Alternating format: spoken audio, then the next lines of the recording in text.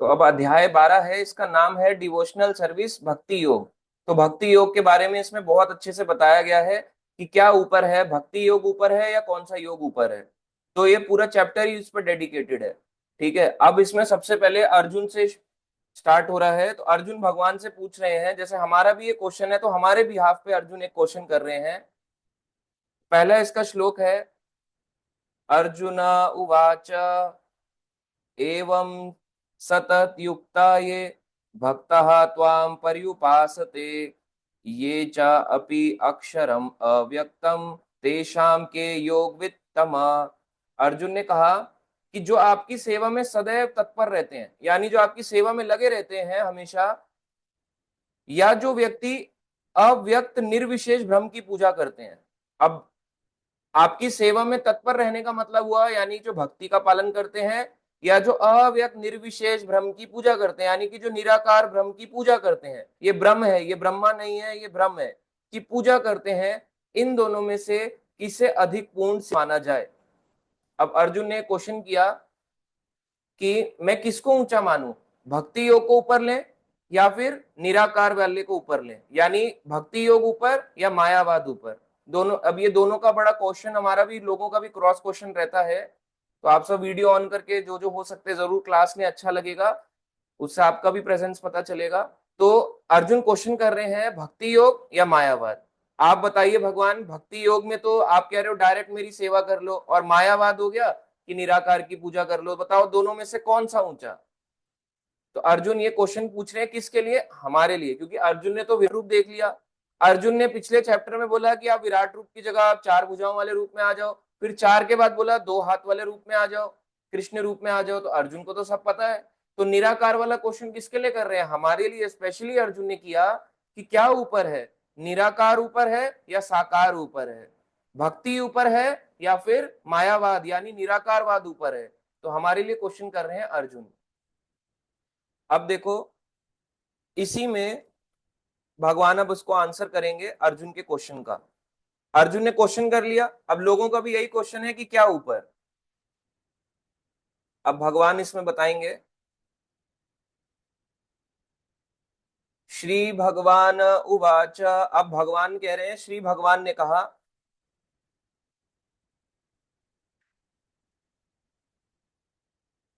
मयि आवेश्य मना ये माम नित्य युक्ता उपासते श्रद्धया परया उपेता ते मे युक्त तमा मता।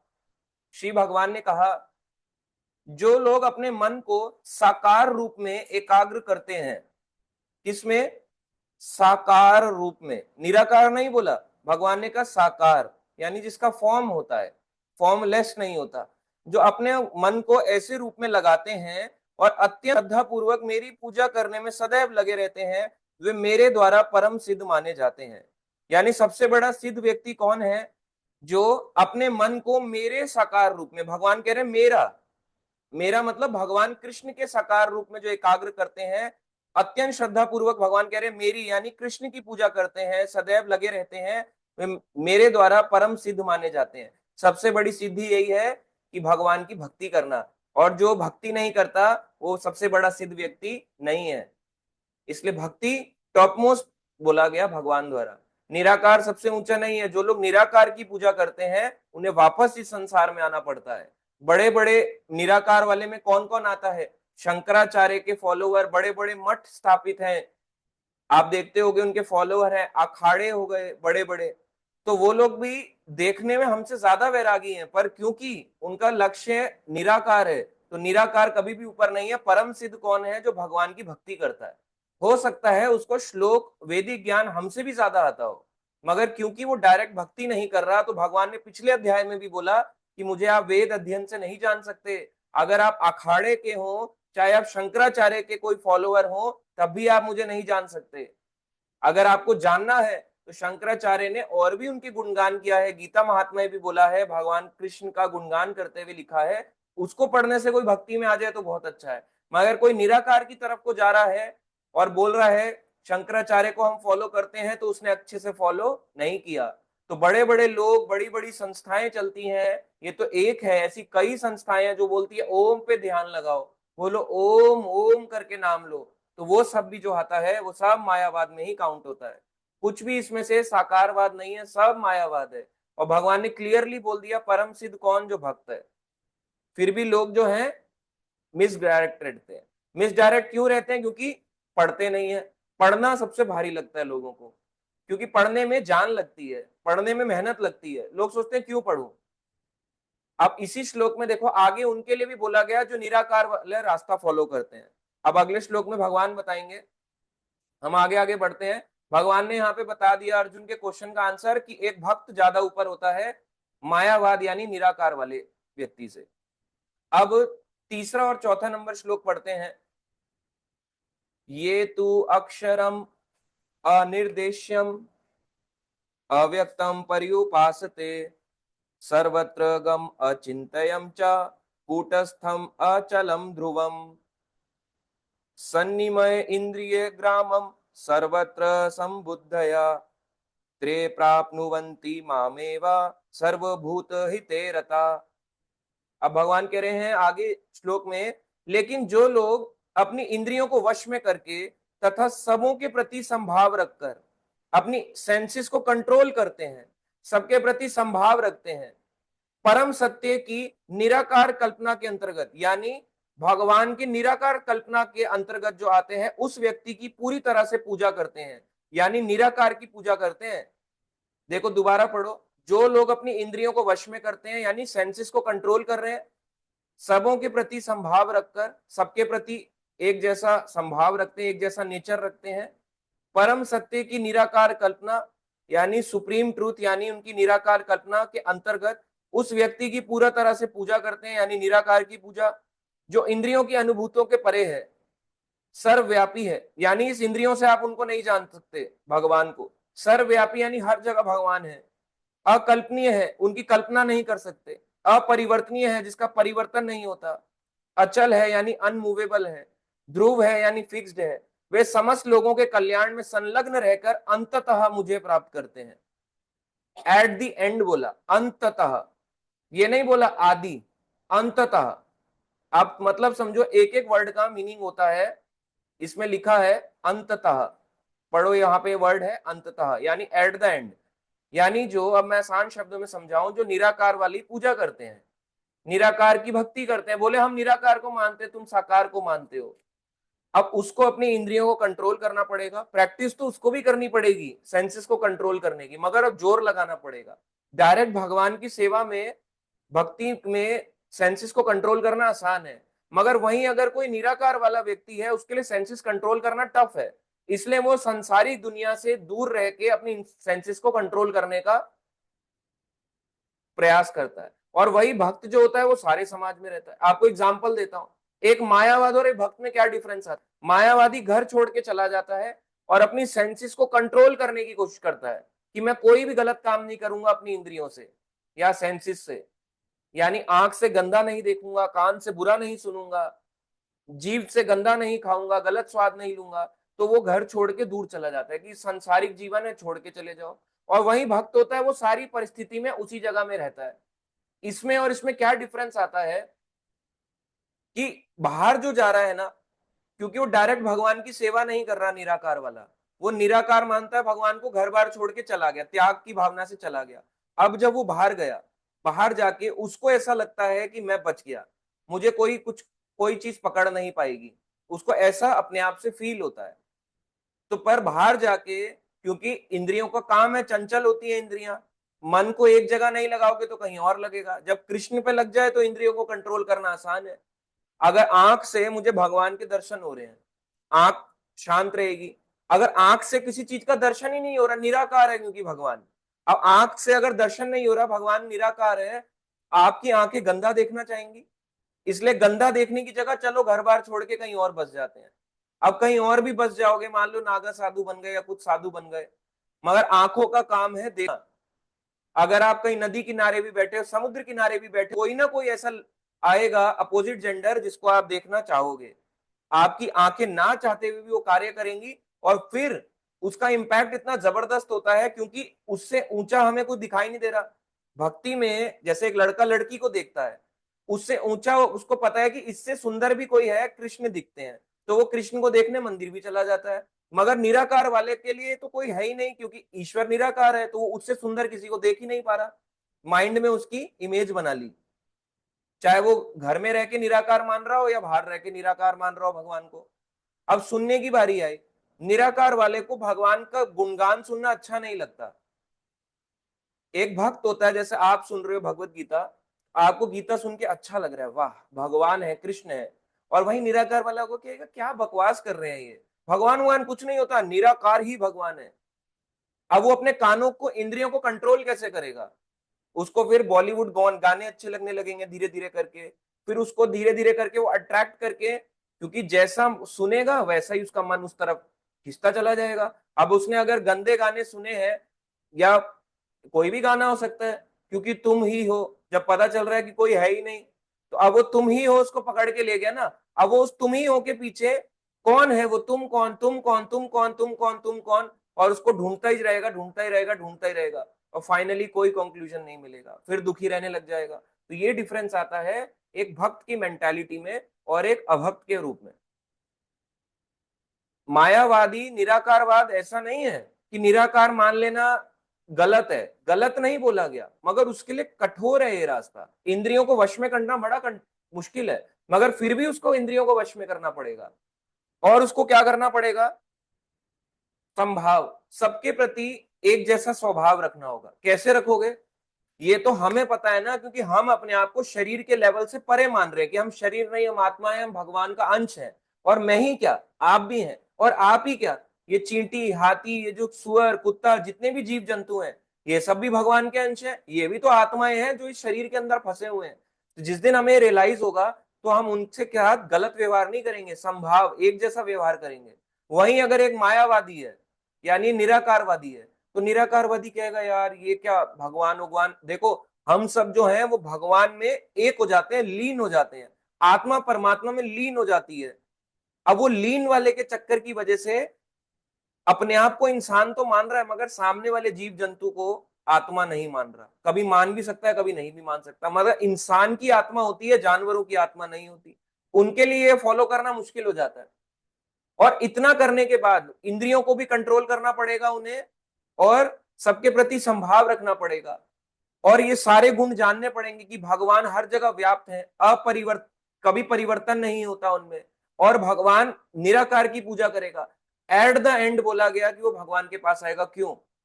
क्योंकि पहला वो निराकार को पूजेगा।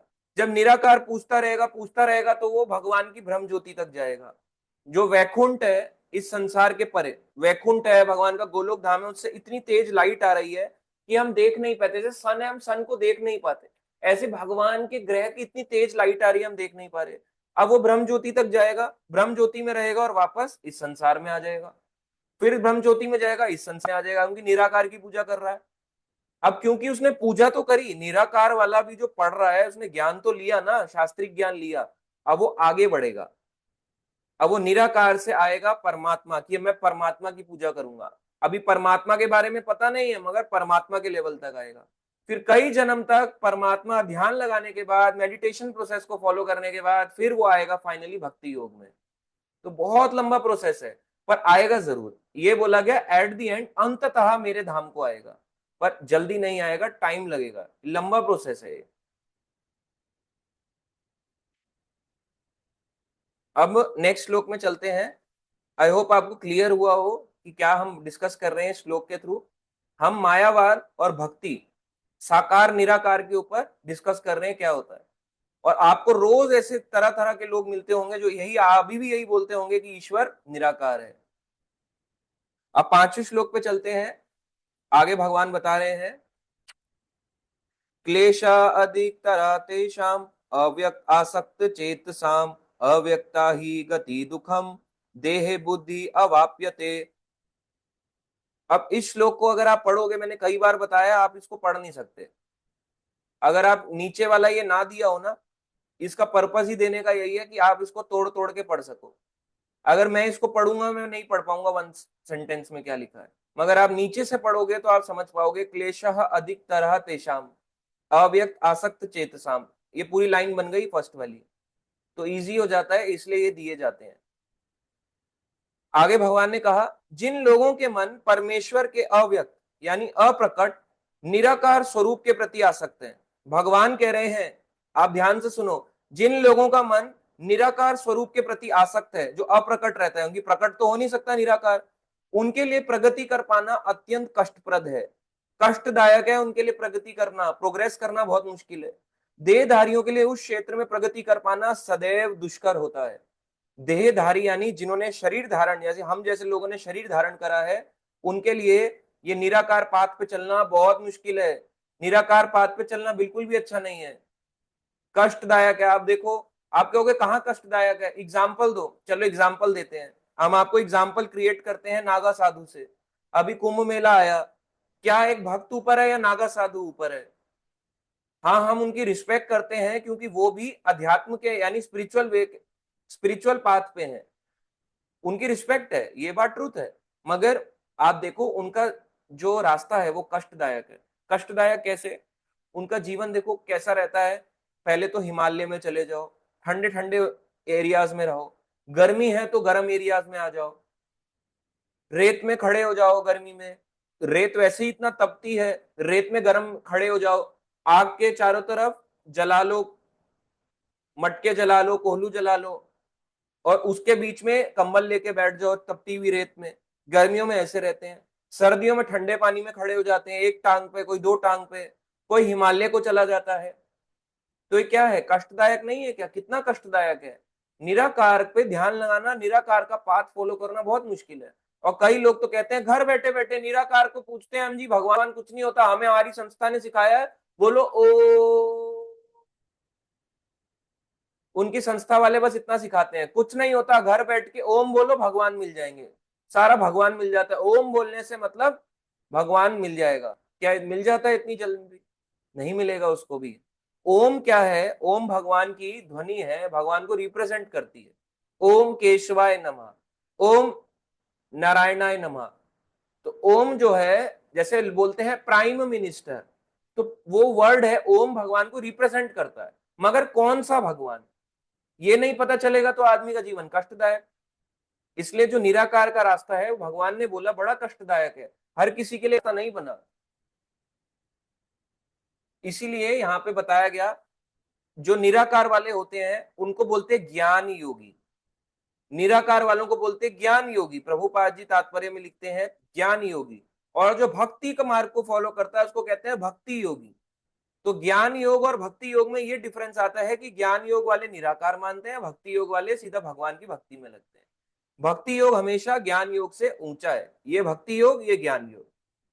और इसके बीच में ध्यान योग भी आता है, और इसके नीचे कर्म योग आता है। तो भक्ति योग ऊंचे लेवल पे है, और हम यहाँ पे हैं, और कोई ज्ञान योग फॉलो कर रहा है। हाँ, हम इनकी रिस्पेक्ट करते हैं, मगर अपने आप को इनसे निचला मत मानो। आप इनसे ऊंचे हो, इनसे निचला मत मानो कि मैं इसके बराबर हूं या इनसे नीचे हूं। उनका वैराग है वो अलग बात है, मगर आप भी कम नहीं हो। जीते जी सारी चीजों को होते हुए भी भगवान की सेवा में लगाना बहुत मुश्किल होता है। अब आते हैं छठे सातवें नंबर श्लोक पे, आगे बढ़ते हैं। आज ये चैप्टर पूरा कंप्लीट आएगा, छोटा है काफी। अब है छठा और सातवां नंबर, ये दो श्लोक एक साथ हैं। ये तु सर्वाणि कर्माणि मयि सन्न्यस्य मत्परा अनन्येन एव योगेन माम ध्यायन्त उपासते तेषाम अहम समुद्धर्ता मृत्यु संसार सागरात् भवामि न चितरात् पार्था मयि आवेशित चेतसाम। जो अपने सारे कार्यों को, जितने भी कार्य हैं, मुझ में अर्पित करके मुझे दे देता है, तथा अविचलित भाव से मेरी भक्ति करते हुए मेरी पूजा करते हैं। पिछला श्लोक बताया निराकार वालों के लिए, अब बोला साकार वालों के लिए, जो भगवान की भक्ति करता है, जो सारे कार्यों को मुझ में अर्पित कर देता है, सारे कार्यों का क्रेडिट मुझे दे देता है, तथा अविचलित भाव से बिना विचलित हुए मेरी भक्ति करते हुए मेरी पूजा करते हैं, और अपने चितों यानी मन को मुझ पर स्थिर करके निरंतर मेरा ध्यान करते हैं, मन के अंदर भगवान का ध्यान करते हैं। उनके लिए हे पार्थ, मैं जन्म मृत्यु के सागर से शीघ्र उद्धार करने वाला हूं। शीघ्र, इमीडिएट बोला है भगवान ने, लेट नहीं करेंगे, इमीडिएट कर देंगे अगर आप भगवान की भक्ति में लगते हो। भगवान की भक्ति का रास्ता, जैसे दो रास्ते जा रहे हैं, एक रास्ता बिल्कुल ऐसा है और एक रास्ता ऐसा ऐसा ऐसा ऐसा ऐसा घुमावदार है। तो आप कौन से रास्ते से जाना पसंद करोगे? जो सीधा है, सीधा पहुंचो। घुमाओ घुमाओ घुमाओ घुमाओ घुमाओ घुमाओ घुमाओ, इतना घूम घूम के क्यों जाना चाहते हो? वैसे निराकार वाला कष्टदायक है, ऊपर नीचे रोड खराब आएंगी, ऐसे ऐसे जाना पड़ेगा। और ये सीधा रास्ता है, इसमें भी कष्ट आएगा, मगर ये रास्ता सीधा है भगवान का, इसमें ज्यादा कष्ट है। ये रास्ता ज्यादा लंबा है क्योंकि इसमें मोड़ ज्यादा है। ये रास्ता बिल्कुल सीधा है, इसमें मोड़ कम है। तो अगर आप भगवान की भक्ति में लगते हो या किसी को लगाते हो, तो भगवान कह रहे हैं वो जन्म मृत्यु के चक्कर से उसको पार करा देंगे। कितनी बड़ी बात है, जन्म मृत्यु के चक्कर से पार होना। हम पूरी लाइफ जो है, अपनी लाइफ को कंफर्ट बनाने के लिए इस चीज को भूल जाते हैं कि जन्म मिला किस लिए है। पूरा जन्म हमारे को, देखो वापस घूम के अपने फ्लैशबैक में जाओ, जैसे पिक्चर में दिखाते हैं ना, फ्लैशबैक पिछला दिखाते हैं कि पिछले जन्म में क्या हुआ। आप अपना फ्लैशबैक थोड़ा सा दिमाग लगाओ, ध्यान करो कि मैं इस संसार में आया। भगवान मेरे को कुत्ता भी बना सकते थे गली का, जो मेरे घर के बाहर रोटी खा रहा है, या मेरे घर के बाहर जिसको हम छोटे मोटे बिस्किट डाल देते हैं, दूध डाल देते हैं। भगवान ऊपर हम जो बाहर बालकनी में या अपने घर के बाहर नीचे या छत पे रखाते हैं, जो ऐसे करके पानी का मटका हो, पानी का वो होता है, कटोरा होता है, भगवान वो चिड़िया भी बना सकते थे कि पानी पीने आता रहता मैं, या दाने खाने आता रहता मैं। भगवान चाहते तो और कोई कीड़ा बना देते, कीड़ा खेत में या कहीं घर के अंदर घूमते रहता। भगवान चाहते तो मच्छर बना देते, गर्मियों में आके मच्छर काटते रहते हैं, खून चूसते रहते हैं, वाह क्या मीठा खून है। भगवान चाहते तो कुछ और बना देते, आग का कीड़ा, पानी का कीड़ा बना देते, छिपकली बना देते दीवार पे रेंगने वाली। भगवान चाहते तो कहीं अमेजोन रेन फॉरेस्ट का कोई एनाकोंडा बना देते, या हमारे इंडिया का टाइगर बना देते, कहीं Bengal tiger, Ranthambore national park का टाइगर, या कॉर्बेट नेशनल पार्क का टाइगर बना देते। भगवान ने हमारे को देखो कितना सोच समझ के मनुष्य बनाया, यानी हमारी कुछ ना कुछ प्रोग्रेस थी पिछले जन्म में। हमने कुछ गड़बड़ कर दी, हम दोबारा यहाँ पे आ गए, किसी चीज से हम रह गए। अब हमने पिछले जन्म में कुछ ना कुछ भक्ति भी करी और कुछ गड़बड़ भी हुई, पर मनुष्य जन्म मिल गया भक्ति के कारण। अब हमारे चॉइस रास्ता है, या तो इस गड़बड़ सुधार लें। अब वो गड़बड़ क्या है मैं आपको बताता हूँ। आप अपनी लाइफ में भक्ति को प्रायोरिटाइज करो। मैं नहीं कह रहा, देखो सारे लोग एक रास्ते नहीं भाग सकते, सब एक जैसे नहीं भागेंगे तेज तेज, कोई धीरे भी चलेगा, कोई तेज तेज भी भागेगा, मगर उस रास्ते पे चलते रहो। इसको कॉम्प्रोमाइज मत करो भक्ति को, कभी भी भक्ति को आप कॉम्प्रोमाइज मत करो अपने किसी काम से, अपनी जिंदगी से। ठीक है एक दो बार नहीं पढ़ा, चलो एक दिन बहुत बिजी हो गए थे, बीमार हो गए थे, माला नहीं हुई, छूट गई, कॉम्प्रोमाइज मत करो। आप देखो पूरा जन्म आपको किस लिए मिला, दोबारा सोच के जाओ, अपना फ्लैशबैक सोचो। हमारे को इसलिए मिला सुधारने के लिए, कि अब सुधर जा, अब भक्ति कर ले और मेरे पास वापस आ जाओ। मगर अभी भी हम अपनी सारी सारी सुविधाओं के पीछे, कंफर्ट्स के पीछे भागते रहते हैं। और गवर्नमेंट हमारी के कंफर्ट, हम तुम्हें दिलाते हैं कंफर्ट, ये लो यूपीआई पे टैक्स, यूपीआई पे भी अब तुम टैक्स भरोगे। तो आपको क्या कंफर्ट मिल रहा है? कोई कंफर्ट नहीं है। आप देखो केवल दुख है संसार में।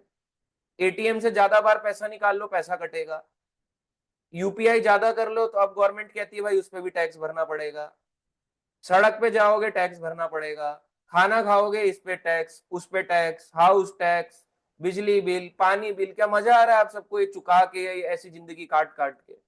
इसका मतलब ये नहीं है कि घर गृहस्थ जीवन से भगवान दूर करने को बोल रहे हैं।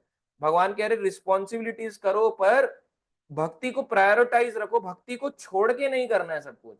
अगर आपकी किसी चीज से आपकी भक्ति नुकसान हो रही है, बेटर है उस चीज को छोड़ दो, क्या फायदा उस चीज को करने का। जिस चीज से मैं, जिस जन्म, जिस पर्पज से मुझे ह्यूमन फॉर्म ऑफ लाइफ मिली, जो बाकी जीव जंतु नहीं कर सकते पर मैं कर सकता हूँ, तो मैं उस चीज को फॉलो करूँ ना। और मनुष्य जीवन मिलने के बाद भी वो सबसे बुरा हाल तो उनका है जो भौतिकता में जी रहे हैं। उनको अभी नहीं पता कि दोबारा से ये चक्र जो है 84 लाख 84 लाख योनियों का, ये आने वाला है उनका अगला। और ऐसे इनसे बढ़ के थोड़े से और भी ऐसे मूर्ख हैं जो ना तो भक्ति मार्ग में रहते हैं ना भौतिक मार्ग में, वो निराकार वाले पाथ पे आ जाते हैं, निराकार की पूजा करेंगे। तो निराकार में और भी ज्यादा कष्ट है, क्योंकि ना तो भौतिकता का एंजॉय कर पाया ना आध्यात्मिकता का आनंद ले पाया, दोनों आनंद के बीच में अटक गया बीच में। अब उसको पता नहीं चल रहा कहां पे जाऊं, ऊपर जाऊं या नीचे आऊं। उनका भी बुरा हाल है। तो आपके पास चॉइस मिली, देखो भगवान ने आपको चूज करा भक्ति के लिए, इतने सारे लोग हैं, अपने आसपास के लोग देखो, कितने लोगों के हाथ में आज तक आपने माला देखी, कितने लोगों के हाथ में आज तक आपने बुक देखी, कोई शास्त्र देखा, कितने लोगों को आपने देखा। डिबेट तो हर कोई करता है, स्पिरिचुअल डिबेट, मंदिर बना दो, पर उन मंदिर में जाने वाले कितने लोग हैं, श्रद्धा से भावना से उस मंदिर को फॉलो करने वाले कितने लोग हैं? बहुत ही कम। तो हमें चूज किया गया है, तो भक्ति को कॉम्प्रोमाइज नहीं करने को बोला है। भक्ति में बोला है भगवान ने अविचलित भाव से फॉलो करना है। विचलित भाव हो गया तो फिर क्या फायदा? भगवान चाहते हैं कि अपना मन मुझ में ये स्थिर रखे, और मन कब स्थिर रहेगा? जब आप उसको टाइम दोगे, प्रायोरिटाइज करोगे। अगर प्रायोरिटी नहीं है, भगवान लीस्ट प्रायोरिटी पे चल रहे हैं, सिर्फ इसलिए रखा हुआ है कि मंदिर जाके हाथ जोड़ दूं तो भगवान मुझे कुछ ना कुछ व्यापार के रूप में देता रहेगा। पैसा मांगू तो पैसा दे देगा, घर मांगू तो घर दे देगा, कुछ और मांगू, रोटी मांगू तो रोटी कपड़ा दे देगा। अगर आप नहीं भी मांगोगे तो भी भगवान देने वाला है। उनको सब पता है। उनको, आपको नहीं लगता कि उनको बिना जरूरत के भी आपको पता होगा कि वो क्या उनको नेक्स्ट देना है? सब पता होता है भगवान को। तो ये भगवान ने बताया कि वो जन्म मृत्यु के चक्र से पार हो जाएगा जो भक्ति भाव से भगवान की, अविचलित भाव से भगवान की भक्ति करेगा।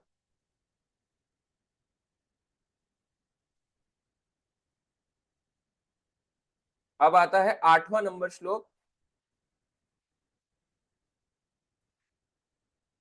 मयि एव मना आधत्स्व, मयि बुद्धिम निवेशय, निवसिष्यसि मयि एव, अतः ऊर्ध्वं न संशया।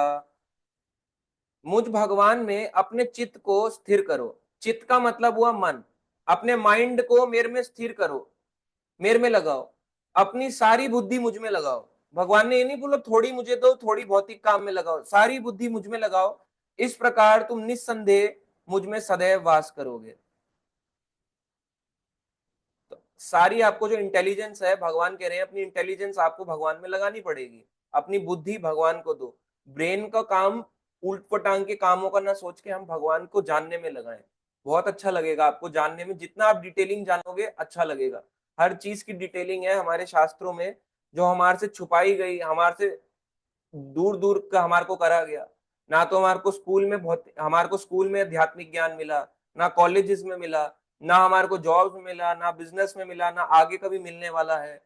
हमारे पास चॉइस भगवान ने इतनी अच्छी दी कि अब तुम्हारे पास वापस आप इस रास्ते पे आ जाओ, अपनी बुद्धि लगाओ। तो बुद्धि लगाने को कह रहे हैं, बुद्धि लगाओगे तो भगवान कह रहे हैं सदैव मुझ में वास करोगे। अब नेक्स्ट 9वें नंबर श्लोक पे चलते हैं।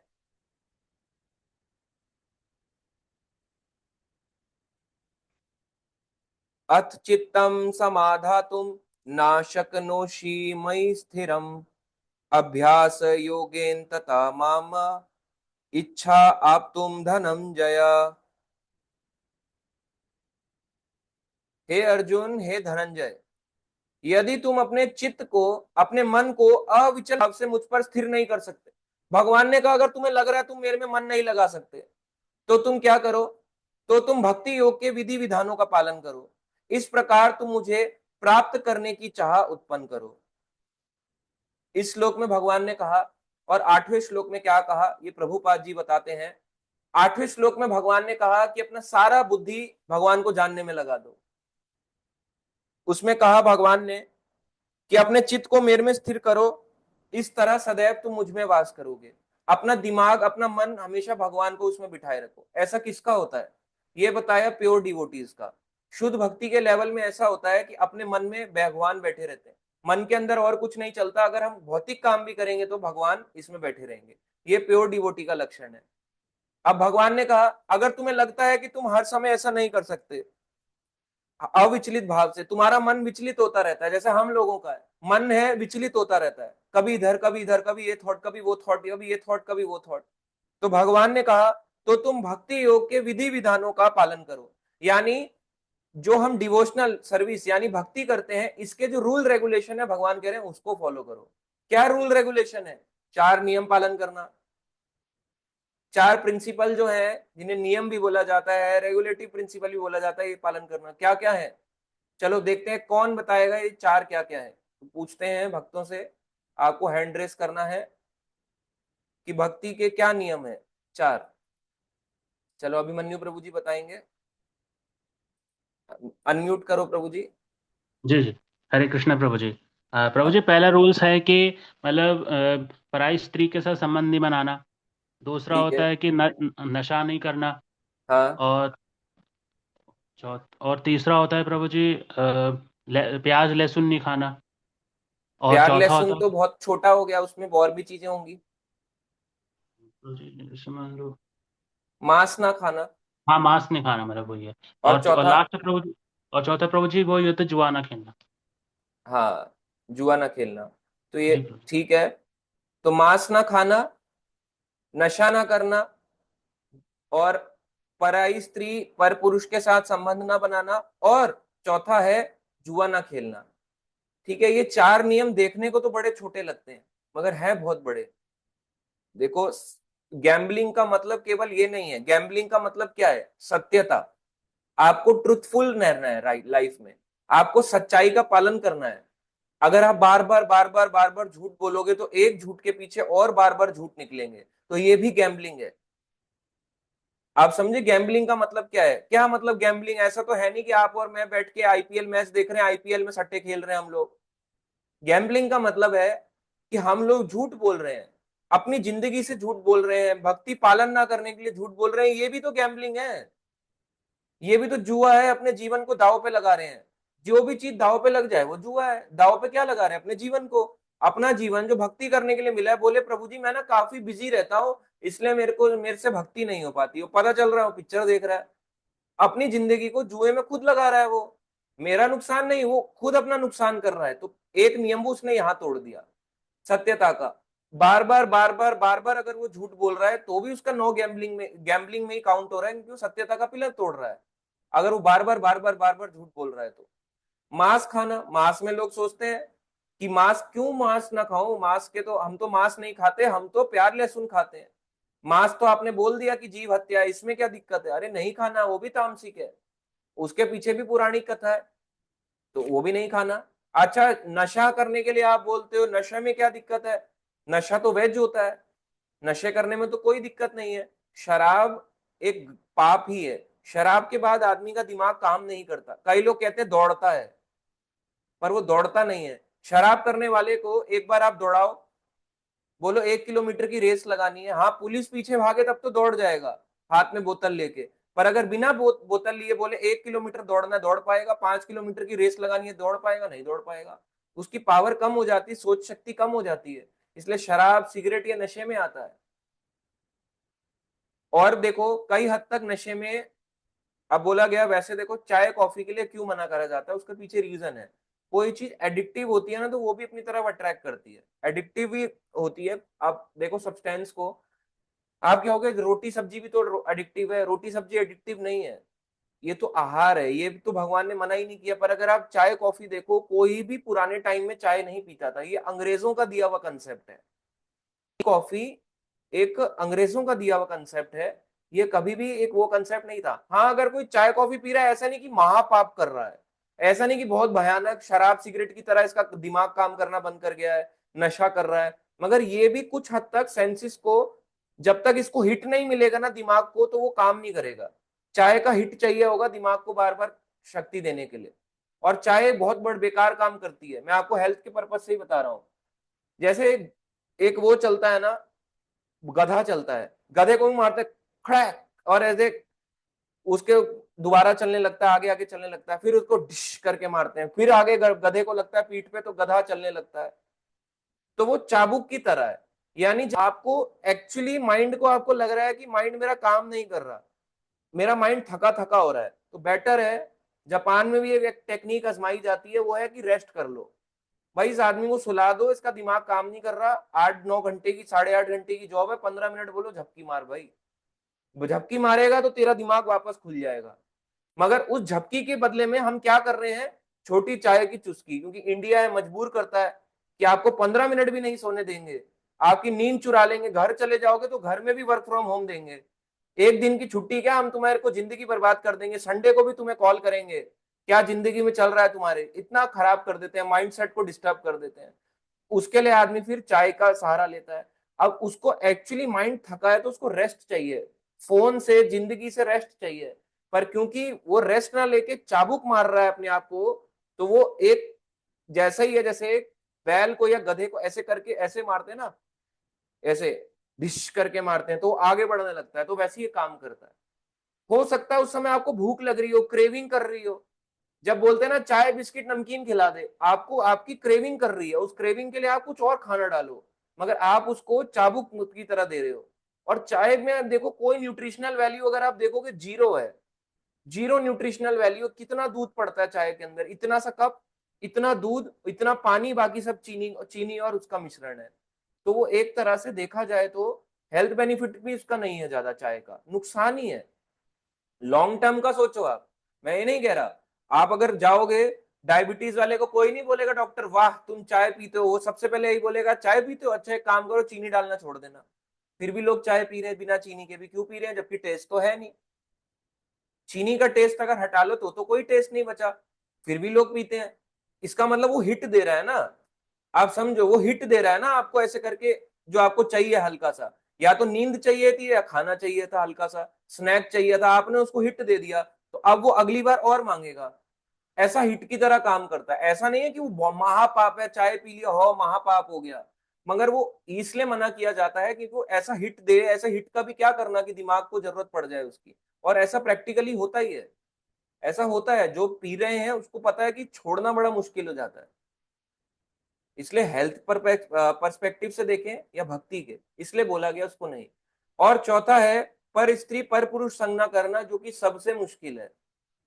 लोगों को लगता है मैं तो आसान है, ये तो हो गया, मैंने तो संग नहीं किया, पर स्त्री पर पुरुष। देखो आपने नहीं किया, पर आपके मन तो कहीं ना कहीं करता ही है। मन तो देखो करता है, ललचाता है। मैं आपको सच बात बता रहा हूँ, ये ट्रूथ है, ये ऑनेस्ट बात है।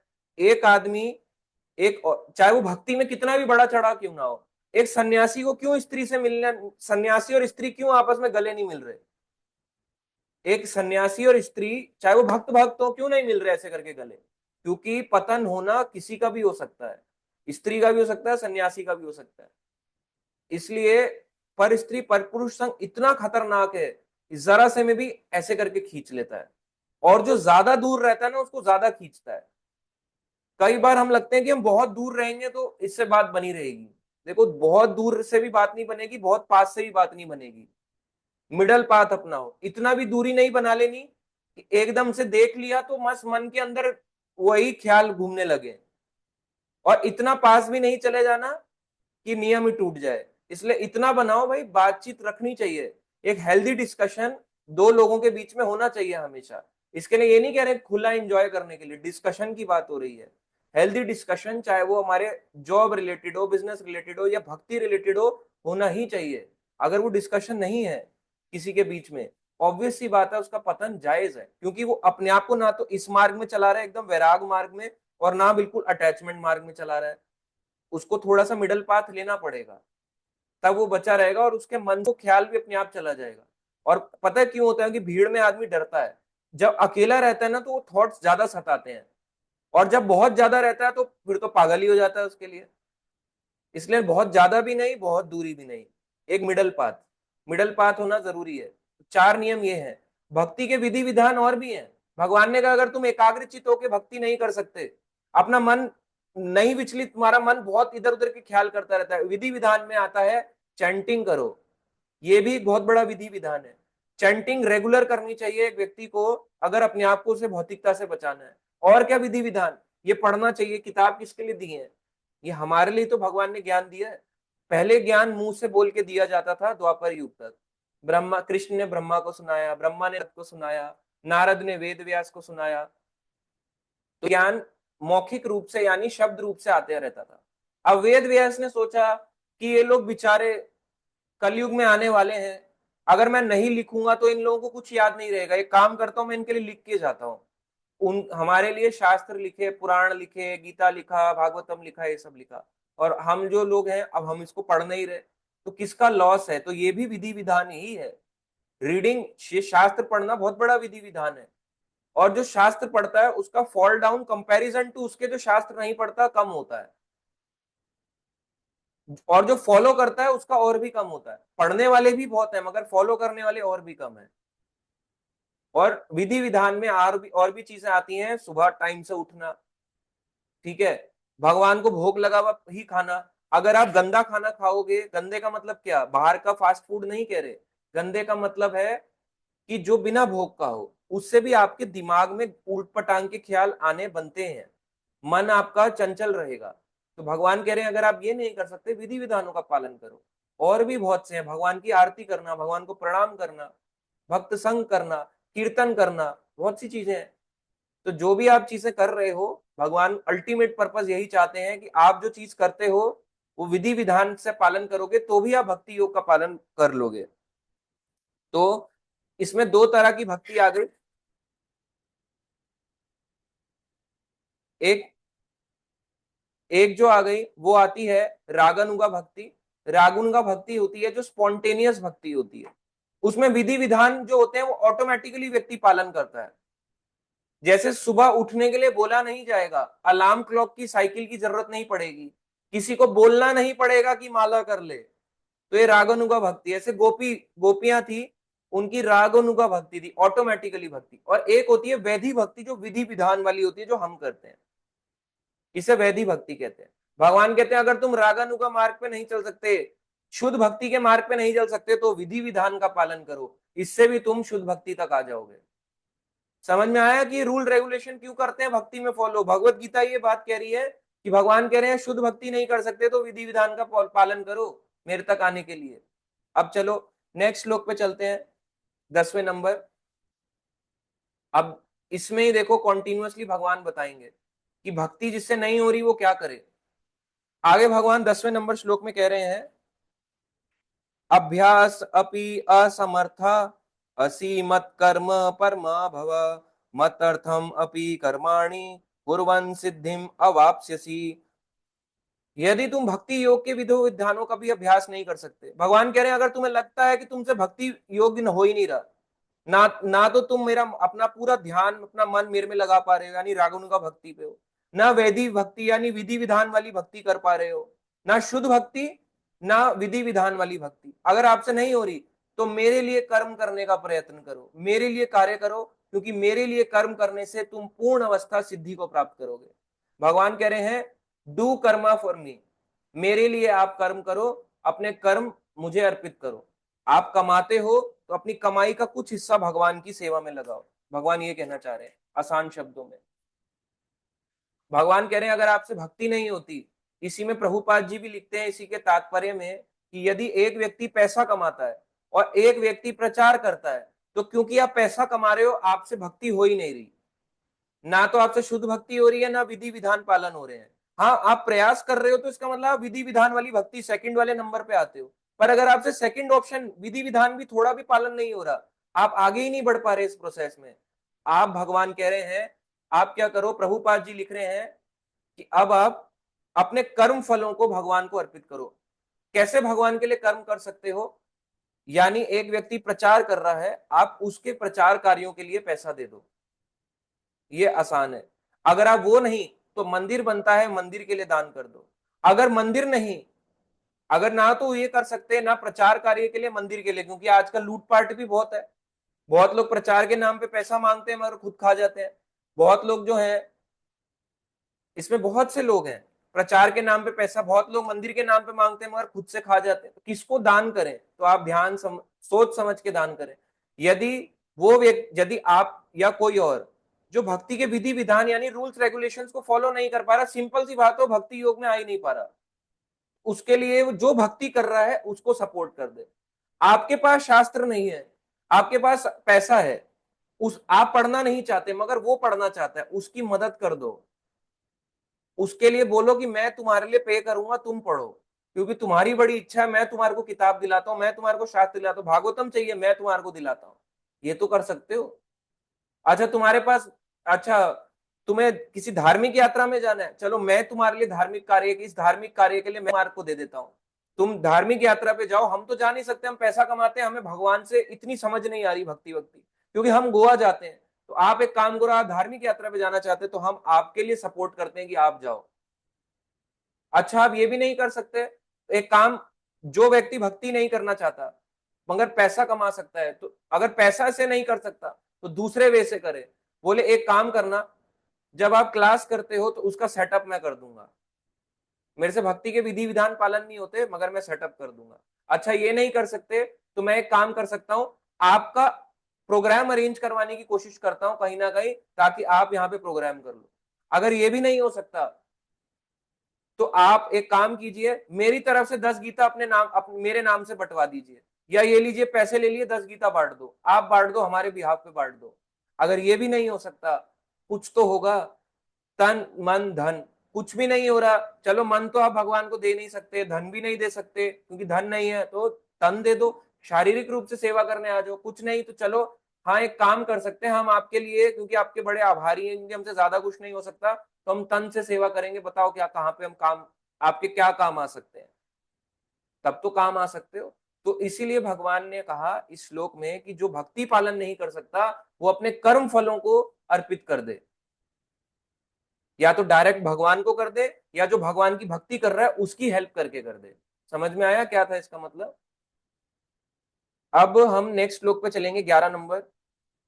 अब भगवान स्टेप बाय स्टेप बता रहे हैं कि ये नहीं तो ये नहीं तो ये, नीचे नीचे आ रहे हैं अब।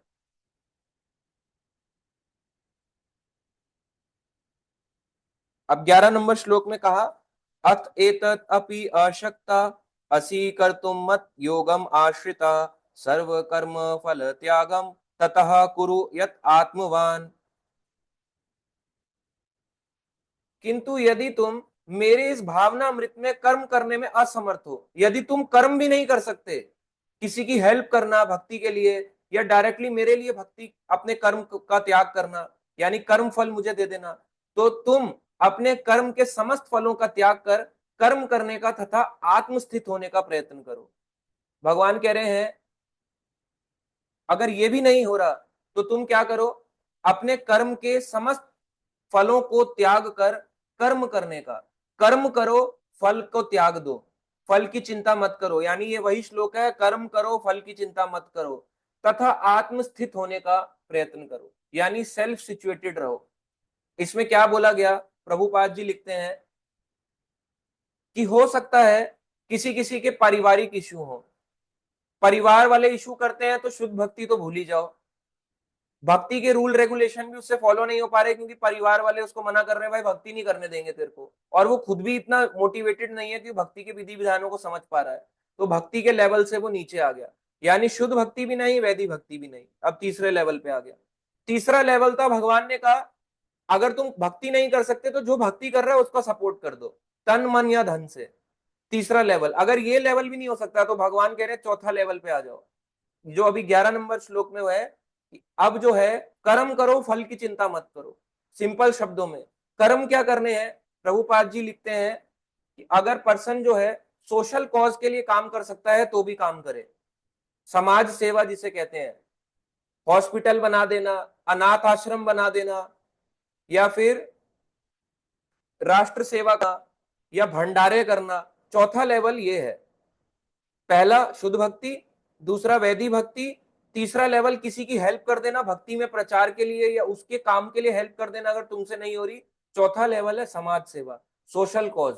ये भक्ति नहीं है, ये सोशल कॉज भगवान ने बताया, तो आप फिर ये काम करो अगर आपसे कुछ भी नहीं हो रहा तो, क्योंकि भगवान कह रहे हैं स्लोली और ग्रेजुअली, स्लोली ग्रेजुअली, स्लोली धीरे धीरे धीरे धीरे करके वो भक्ति तक आ जाएगा। क्यों ऐसा होता है, क्योंकि जब कोई व्यक्ति सोशल काम करता है, सोशल वर्कर होता है, तो सोशल वर्कर में धीरे धीरे ऑटोमेटिकली टेंडेंसी डेवलप होती है, उसमें ना क्या होता है कि वो दया भावना जागती है। आप देखना कोई भी सोशल वर्कर हो, चाहे वो एनजीओ खोले, चाहे वो कोई अनाथ आश्रम खोले, चाहे वो वृद्ध आश्रम खोले, तो उसमें दया आ जाती है लोगों के प्रति, यार देख इनकी माता पिता, अपने पिता को फेंक के चला गया, यहाँ पे सड़ने के लिए छोड़ के चला गया, बताओ कैसे है। तो सोशल कॉज का जो व्यक्ति होता है काम करने वाला, वो भी एक धीरे धीरे करके भक्ति पकड़ लेता है। ये भगवान ने बोला धीरे धीरे, जरूरी नहीं है इसी जन्म में पकड़े, हो सकता है अगला, हो सकता है तीसरा, हो सकता है कई उसको और नीचे के योनियों में जाके फिर मनुष्य जीवन मिले फिर जाके पकड़े, ऐसा भी हो सकता है। तो भगवान ने सोशल वर्कर बताया, समाज सेवक बताया, चौथे लेवल का, आसान शब्दों में। अब अगले श्लोक पे चलते हैं, 12 नंबर श्लोक है, ये अध्याय जो है ना, ये सारे ही बड़े इंपॉर्टेंट है। ये आपको मैक्सिमम क्वेश्चन के आंसर कर देगा कि किसी को कैसे किस तरह से लगाएं। नंबर 1 पे आता है, नंबर 2 पे आता है, नंबर 3 पे आता है, नंबर 4 पे आता है। 4 लेवल भगवान ने बताए। अब भगवान आगे कह रहे हैं, श्रेय ही ज्ञानम अभ्यासात ज्ञान ध्यानम विशिष्यते ध्यानात् कर्म फल त्यागा त्यागात् शांति अनंतरम। तो भगवान ने कहा कि यदि तुम अभ्यास नहीं कर सकते तो ज्ञान के अनुशीलन में लग जाओ। अगर तुम्हें लग रहा है कि तुमसे अभ्यास प्रैक्टिस भी नहीं हो रहा, तो तुम ज्ञान के अनुशीलन में लगो, ज्ञान मार्ग पे लग जाओ। लेकिन ज्ञान से श्रेष्ठ क्या है? ध्यान, मेडिटेशन। नॉलेज से श्रेष्ठ मेडिटेशन, और ध्यान यानी मेडिटेशन से भी श्रेष्ठ है कर्म फलों का त्याग। क्योंकि ऐसे त्याग से मनुष्य को मन को पुनः मनः शांति प्राप्त होती है। मन कैसे शांत होगा? भगवान ने कह रहे हैं इस श्लोक में, देखो मैं आपको दोबारा बताता हूं। भगवान ने कहा 4 लेवल बताए, अब 5वां लेवल सुन लो। यदि आप अभ्यास ही नहीं कर सकते तो ज्ञान के अनुशीलन में लग जाओ। भगवान ने क्या? ज्ञान मार्ग पकड़ लो, ज्ञान योगी बन जाओ, निराकार का मार्ग पकड़ लो। समझ में आया? भगवान ने क्या बोला? कुछ नहीं कर सकते तो निराकार का मार्ग पकड़ो। भगवान कहीं पे भी नहीं कह रहे कि वो बन जाओ, भौतिक बन जाओ और एंजॉय करो। भगवान ने कहा ये नहीं कर सकते तो ज्ञान के अनुशीलन में लग जाओ, ज्ञान मार्ग को पकड़ो। मगर भगवान अर्जुन को कह रहे हैं कि ज्ञान योग से पढ़ के ध्यान योग है। जो परमात्मा यानी मेडिटेशन करते हैं, ध्यान लगाते हैं, भगवान का ध्यान लगाते हैं। और ध्यान से भी श्रेष्ठ है कर्म फलों का त्याग, यानी कर्म करना और फल को त्याग देना। फल की चिंता ना करना, कर्म करते रहना, फल को त्याग देना, ये सोच के कि जो देगा भगवान देगा। ये ध्यान योग से भी ऊपर है। और ऐसे त्याग से क्या होता है? मन को शांति मिलती है। ये 5वां लेवल भगवान ने बताया। 1 2 3 4 5।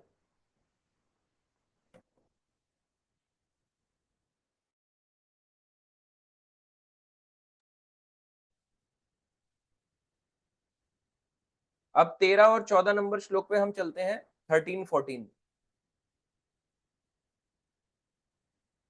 अब इसमें एक क्वेश्चन और आता है कि कई बार लोग कहते हैं कि सबसे बड़ा क्या होता है, कर्मयोग, ध्यान योग, ज्ञान योग या भक्ति योग? सबसे पहले कर्म योग आता है। कर्म यानी भगवान के लिए नहीं, अपने लिए कर्म कर रहा है, जीवन जीने के लिए कर्म करता है, तो कर्म योग।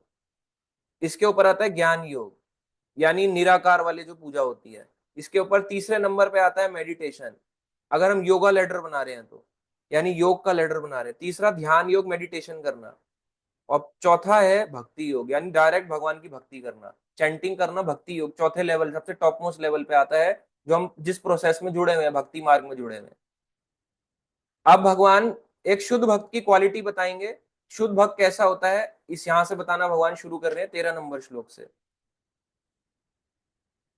अब आप सुनो, एक शुद्ध भक्त की क्वालिटी क्या क्या होती है। आपको गीता से मिलेंगी और कोई बुक में भी पढ़ सकते हो, पर यहाँ पे भी डायरेक्ट दिया हुआ है। अद्वेष्टा सर्वभूतानां मैत्रः करुणा एव च निर्मम निरहंकार समदुख सुख शमी संतुष्टः सततम योगी यतात्मा दृढ़ निश्चया मयि अर्पिता मना बुद्धि या मद भक्ता सह मे प्रिया। जो किसी से द्वेष नहीं करता, किसी से भी द्वेष नहीं करता, लेकिन सभी जीवों का दयालु मित्र है, यानी सबों के प्रति दयालु रहता है। द्वेष नहीं करने को बोला भगवान ने। एक शुद्ध भक्त किसी से द्वेष नहीं करता, सभी के प्रति दयालु है। अगर वो किसी को डांट भी लगा रहा है तो वो द्वेष नहीं कर रहा, वो उसका भला चाह रहा है। अगर वो किसी को बोल भी रहा है तो उसकी भलाई के लिए बोल रहा है, मगर उसमें द्वेष नहीं है। द्वेष की भावना नहीं होनी चाहिए। और सभी जीवों का दयालु मित्र है। ये नहीं बोला इंसान का, केवल इंसान को बोलो गले लग जाओ ईद मुबारक, और बकरे को बोलो अल्लाह मुबारक, अल्लाह अकबर, और गले इसको गले लगा लो। तो ये सभी जीवों के प्रति दयालुता नहीं है, ये तो मार डालने की चेत वो है। ये गलत व्यक्ति है, ये भक्ति मार्ग नहीं है। भक्ति बोला सभी जीवों के प्रति जो दयालु रहता है, यानी मच्छर भी नहीं मारता। जो अपने को स्वामी नहीं मानता, यानी खुद को स्वामी नहीं मानेगा, खुद को सेवक मानेगा। भक्त, शुद्ध भक्त कभी भी अपने आप को ऐसा नहीं मानता, वो अपने आप को निचला मानता है।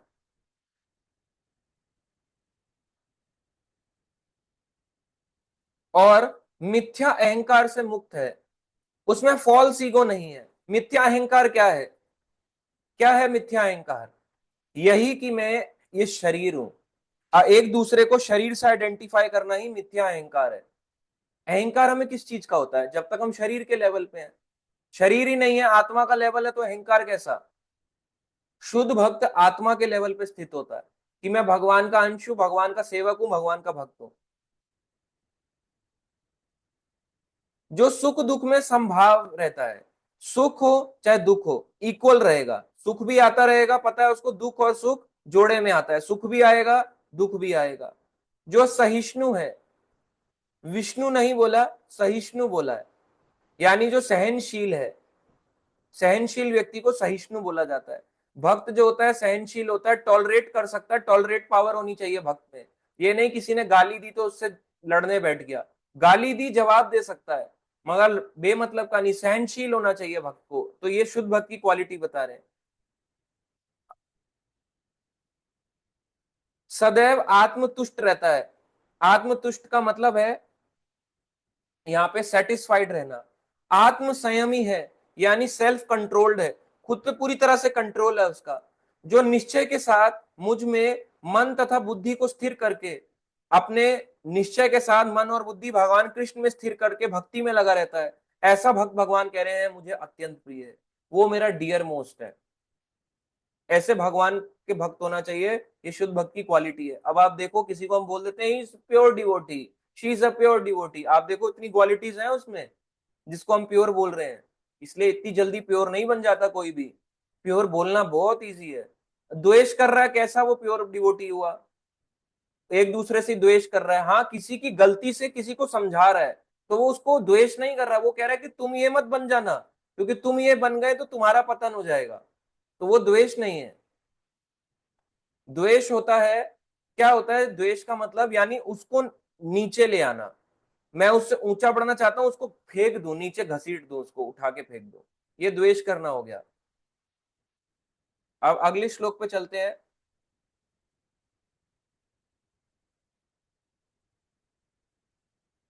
15 नंबर श्लोक आ गया। यस्मात् न उद्विचते लोका, लोकात् न उद्विजते चायः हर्ष अमर्ष भया उद्वेगे, मुक्तः यः सः च मे प्रिया।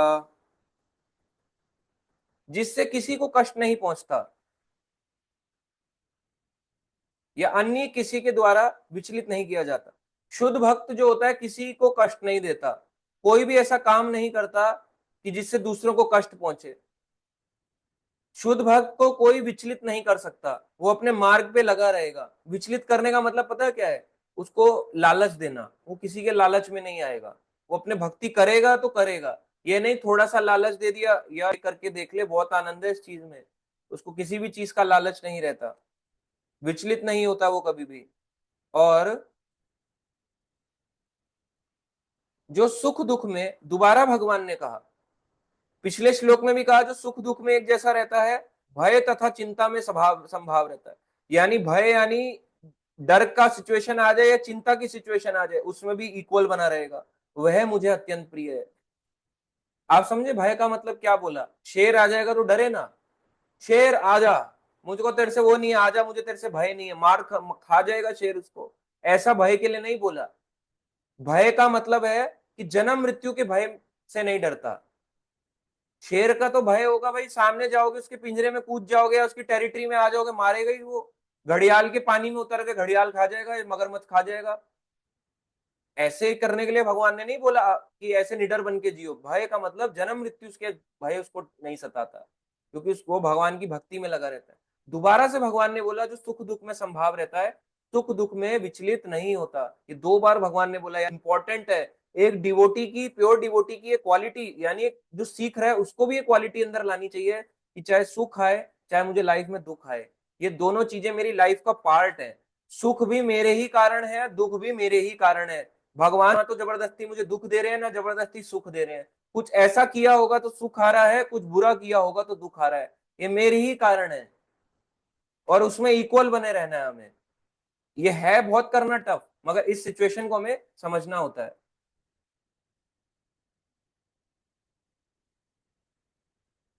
ऐसा भक्त भगवान कह रहे हैं जो चिंता में भी संभाव है, चिंता के समय भी चिंतित नहीं होता, वो मुझे अत्यंत प्रिय है। उसको एक ही चिंता सताती है कि क्यों मैं भक्ति में आगे नहीं बढ़ पा रहा हूं। 16 नंबर श्लोक आ गया।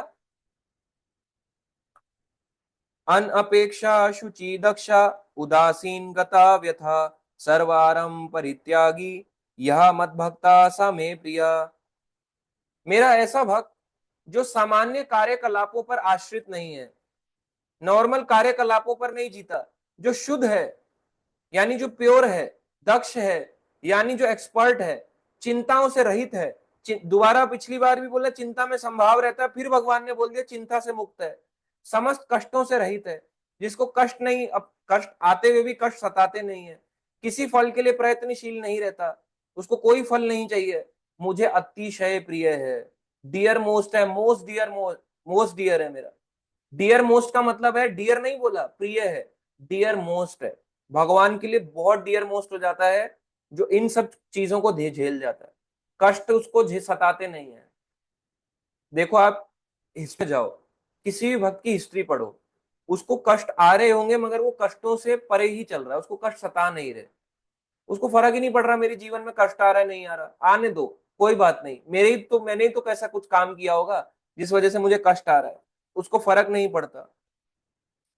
और जो चिंताओं से रहित है, एक भक्त फालतू चिंताएं नहीं करता, अपने जीवन में योजनाएं नहीं बनाता अलग अलग तरह की जिससे उसकी भक्ति नष्ट हो जाए, चिंता रहित चलता है। इसका मतलब ये नहीं कि जॉब नहीं लग रही तो जॉब ही नहीं करेगा, हाँ ये पता है कि अगर कुछ नहीं हो रहा तो ये मेरे ही कारण है, अगर आज मेरे पैसों का दुख है तो ये मेरे ही पिछले जन्म के कारण मुझे इसका दुख आ रहा है। चिंता रहित का मतलब ये नहीं बोला कि कोई बात नहीं बच्चों मर जाओ, कोई बात नहीं भूखे रह लेंगे, कमाएगा खाएगा मगर चिंताओं से रहित रहेगा, डर डर के नहीं जिएगा। आगे 17 नंबर श्लोक पे चलते हैं, सिर्फ 4 श्लोक और बचे हैं कंप्लीट होने के लिए। यह न हृष्यति न द्वेष्टि न शोचति न कांक्षति शुभ अशुभ परित्यागी भक्तिमान यह सह में प्रिय। जो ना कभी हर्षित होता है, ना बहुत ज्यादा खुश हो जाता है, ना शोक करता है। शोक का मतलब रोता नहीं, रोने का मतलब ये नहीं कि भक्त मर गया तो भक्त के उसमें हंस रहा है। शोक करने का मतलब है दुख नहीं मनाता, हर चीज का पता है शरीर नष्ट होता है, आत्मा नष्ट नहीं होती। जो ना तो पछताता है, पछतावा नहीं होता उसको, ना इच्छा करता है, ज्यादा इच्छाएं भी नहीं रखता अपने जीवन में, भौतिक इच्छा नहीं रखता, आध्यात्मिक इच्छा रखता है भगवान को पाने की। जो शुभ तथा अशुभ दोनों प्रकार की वस्तुओं का परित्याग कर देता है, चाहे शुभ हो चाहे अशुभ हो, उसको परित्याग कर दिया, भाई हमें उससे क्या लेना देना, हमें भगवान चाहिए, ऐसा भक्त मुझे अत्यंत प्रिय है। भक्त जो होता है इसमें हर्ष, क्या बोला गया कि खुश भी नहीं होता शोक भी नहीं मनाता, कैसा रहता है मतलब, ना तो ही करके करता है ना रोता है, मतलब कैसा ड्राई आदमी है ये, ना ही कर रहा है ऐसे करके ना रो रहा है, भाई कैसा ड्राई आदमी है ये, आम जनता के लिए ड्राई आदमी है। आप समझे प्योर डिवोटी कैसा होता है, क्योंकि वो हर्ष का मतलब क्या है, उसको भौतिक सुख में आनंद नहीं आ रहा, ये नहीं भगवान की भक्ति कर रहा है उसमें भी खुश नहीं हो रहा, उसमें भी रो रहा है ऐसे करके, बिना वजह का नहीं रोएगा। इसका मतलब है हर्षित ना होता, ये मतलब है जो भौतिक सुख से खुश नहीं होता, उसको अच्छा नहीं लगता। और शोक करने का मतलब है किसी के मर जाने पे रोएगा तो सही, शोक का मतलब है कि कई लोग इतना शोक मना लेते हैं कि सोचते हैं कि मैंने भक्ति करी, इतनी माला करी, भगवान ने मेरे माता पिता को छीन लिया, हमारे निजी व्यक्ति को छीन लिया, एक ना एक दिन सबने शरीर छोड़ना है, तो वो शोक नहीं करेगा, इस बात का दुख रहेगा कि वो चला गया, मगर वो शोक नहीं करेगा। शोक और इस किसी के लिए रोने में डिफरेंस है, रोना हमारी फीलिंग है, शोक करने का मतलब है कि हम उसको दोष दे रहे हैं कि हमारे से छीन के ले गया भगवान। इसी में लिखा है जो ना तो पछताता है, उसको किसी चीज का कोई पछतावा नहीं है अपने जीवन से, ना इच्छा करता है, भौतिक इच्छा नहीं करता मगर आध्यात्मिक इच्छा करता है, जो शुभ अशुभ दोनों प्रकार की वस्तुओं का त्याग कर देता है, शुभ चीजें भी आए अशुभ चीजें आए उसका परित्याग कर देता है। कई बार लोग बोलते हैं ना ये काम अभी मत करो, सैटरडे है, शनिवार को लोहा मत लो, अरे क्यों ना ले, शनिवार को लोहा लो, भक्त के लिए बातें नहीं है, शनिवार को लोहा नहीं लेना, ट्यूसडे को बाल नहीं कटाना, ये भक्ति मार्ग में नहीं काम होता, सॉरी, ये भक्ति मार्ग में नहीं है। काटो यूं बाल, आपके बाल लंबे हो रहे हैं, कान पे आ रहे हैं, ऐसे ऐसे कर काट डालो उसको यहाँ से, वो अलग बात है। आप क्योंकि आमतौर पे जो नाई लोग होते हैं वो भी अपनी शॉप्स को बंद कर कर्म कांड फॉलो करते हैं, मगर भक्त ये नहीं देखता अशुभ घड़ी है, अशुभ घड़ी के हिसाब से नहीं चलता भक्त, कि सैटरडे है बाल कटा सकते हैं, संडे है बाल कटा सकते हैं, मंडे है नाखून काट सकते हैं, ऐसी शुभ अशुभ की चीजों को ज्यादा नहीं सोचता भक्त, और जो नहीं सोचता वो भगवान को प्रिय होता है।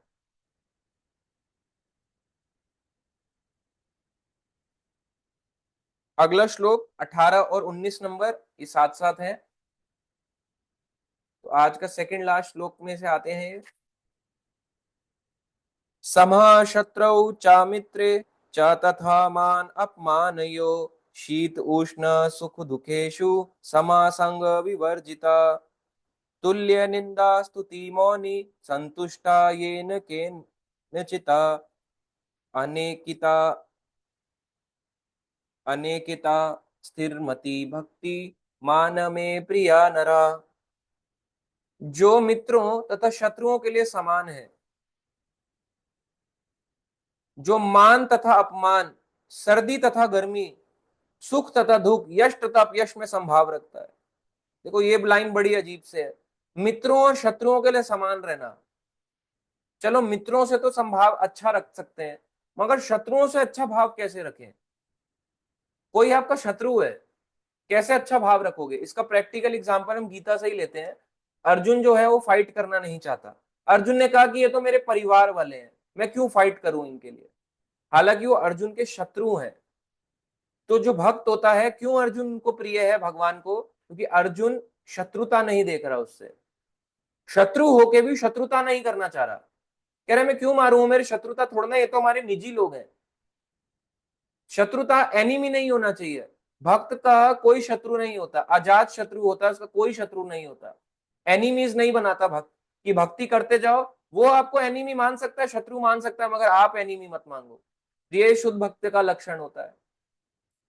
यानी मित्रों और शत्रुओं के लिए समान है, इसका मतलब समान का मतलब आप समझे, अगर मित्र बुरा करेगा तो मित्र को भी डांट लगाएगा, ये नहीं कि केवल शत्रु के लिए खराब है। अगर आपका मित्र यानी जो आपका अपना निजी व्यक्ति खराब गलत रास्ते पे जा रहा है, तो उसको भी शत्रु की तरह ही डांट लगाओ। और अगर आप मित्र के साथ अच्छा व्यवहार रख रहे हो तो शत्रु के साथ भी रखो।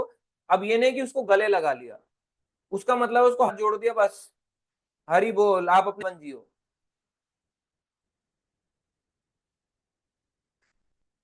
जो मान तो अपमान, भाई मान तो अपमान तो चलो, मान तो चलो ठीक, अपमान तो बोल दिया कि भाई अपमान तो है हमें सहना होगा, मगर मान कैसे सहे? कोई हमारी तारीफ कर दे उसको कैसे मान के, तो हमारी तारीफ ऐसे हो जाता है, छाती ऊंची हो जाती है, कोई हमारी तारीफ कर देता है तो, मगर आपको सहना पड़ेगा। आप तारीफ नहीं है, एक्चुअली भगवान की तारीफ है।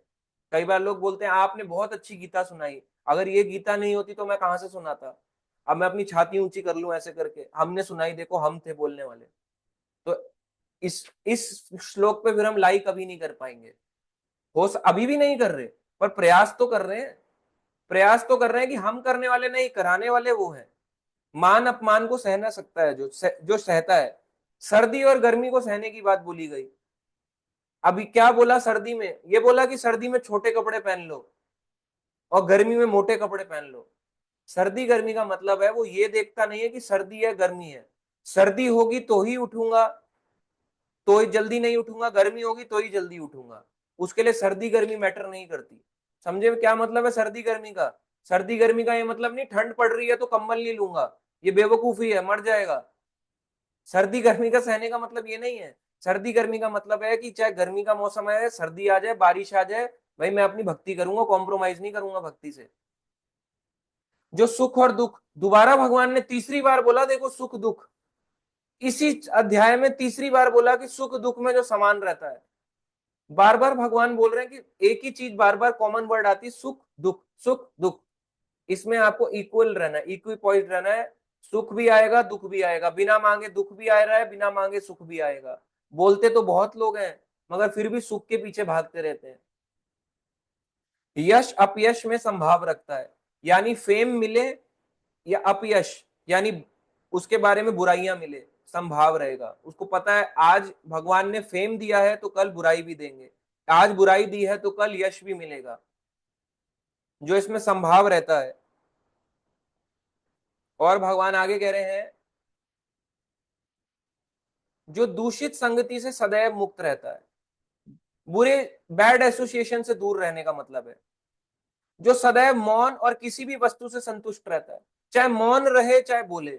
भक्त मौन रहने के लिए नहीं बोला गया कि भक्त मौन रहेगा, कि मौन होके चुप मुंह पे ताला लगा लेगा, जहां बोलना है वहां बोलेगा, फालतू जगह पे मौन रहेगा, बिना मतलब की फालतू डिस्कशंस फालतू बातों के लिए मौन रहेगा, सदैव मौन और किसी भी वस्तु से संतुष्ट रहेगा, जो मिल जाए उसे संतुष्ट, कि जो भी मिल रहा है मेरी ही भगवान की कृपा से मुझे आज मिल रहा है।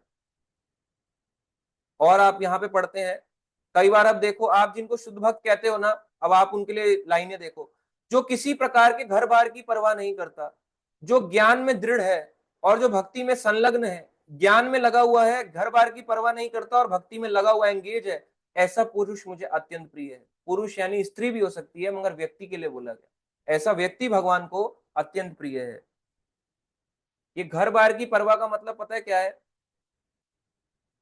इसमें पिछले श्लोक में भी भगवान कहते हैं, आप प्रभुपाद जी तात्पर्य लिखते हैं 12वें अध्याय के 16 नंबर श्लोक में, कि जो डिवोटी होता है ना, वो कभी अपना घर बनाने की नहीं सोचता, वो भगवान का घर पहले बनाना चाहता है।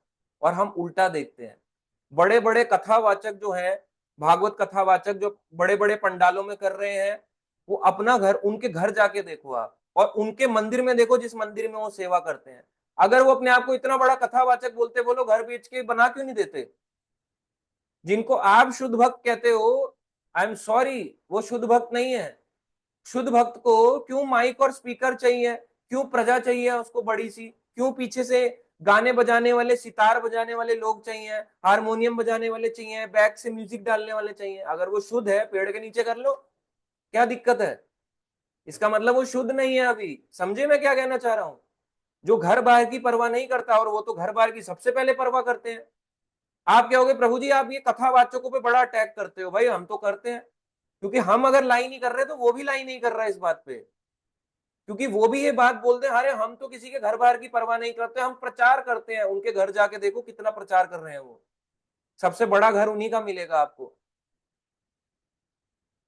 एक होता है कि पुश्तैनी प्रॉपर्टी, एक होता है कि उस मंदिर के या उस भगवान के नाम को ले लेके अपना पास धन अर्जित कर लेना, धन जोड़ लेना, तो वो पुश्तैनी नहीं हुआ।